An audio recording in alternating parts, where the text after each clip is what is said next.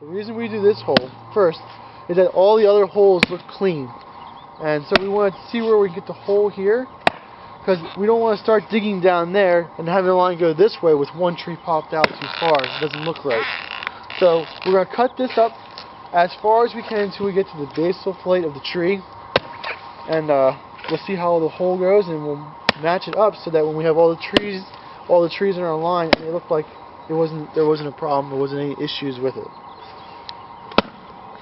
Alright, well, if you take a look at our holes, some of them are nice and wide and some of them are a little bit not wide. What the idea we're going to do now is we're going to go through and make them wider. Well, that's two reasons really. First one is obvious that if you wire the hole, you can move the tree in so you line it up better. Makes a straighter line, and then when you look at it, they're all equally spaced.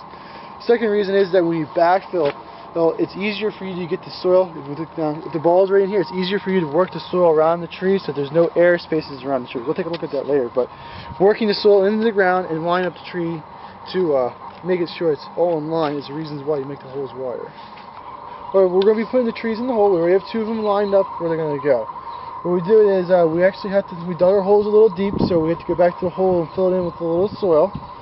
And when we push this guy in, let's do this one real quick to let you guys see how we do it. We put it into the hole, and we look at it. We don't want to make sure it's too deep, because if it's too deep, the roots will start to rot a little bit, and we don't want that.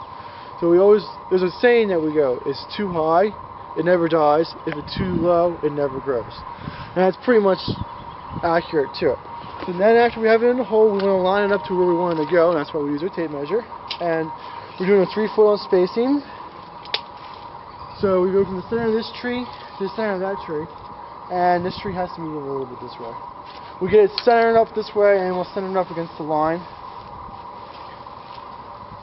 Dig it out. Go down straight. Yeah, it's okay. That's good that way. Let's go back to the line.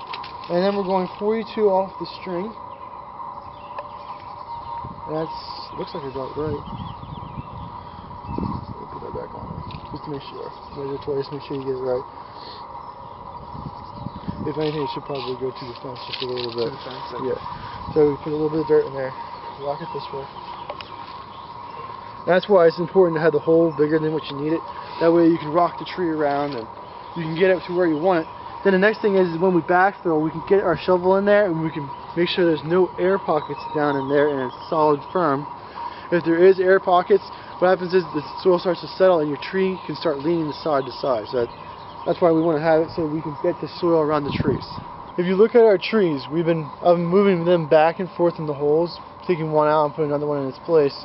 What I'm trying to do is, if you look at them, I don't want all the fat ones close together and all the thin ones, because there is a range in the trees. So we want to spread them out to make them as uniform as possible.